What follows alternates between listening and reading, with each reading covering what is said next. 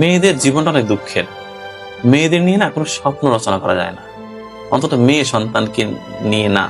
কেননা মেয়েরা আসলে তার জীবনের কোনো কুল কখনোই ঠিক রাখতে পারে না। বাবার সংসারে একরকম অ্যাটিচিউড করতে হয় তাকে, বিয়ে হওয়ার পরে স্বামী সংসারে গিয়ে আর এক রকম আচরণ করতে হয়, আবার বৃদ্ধ বয়সে গিয়ে ছেলের সংসারে গিয়ে আর এক রকমের রূপ ধরতে হয়। মানে বলে না নারী বহুরূপী, এই কথাটা না একটা পজিটিভ অর্থ আছে আমার কাছে।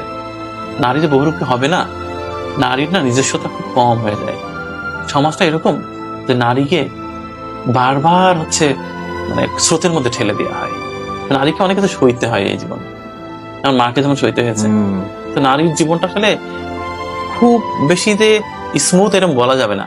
প্রতিটা নারীর জীবনেই খুব যন্ত্রণা, মানে এক একটা স্টেজে এক এক রকমের যন্ত্রণা। এই যন্ত্রণার কোনো সীমারেখা নেই।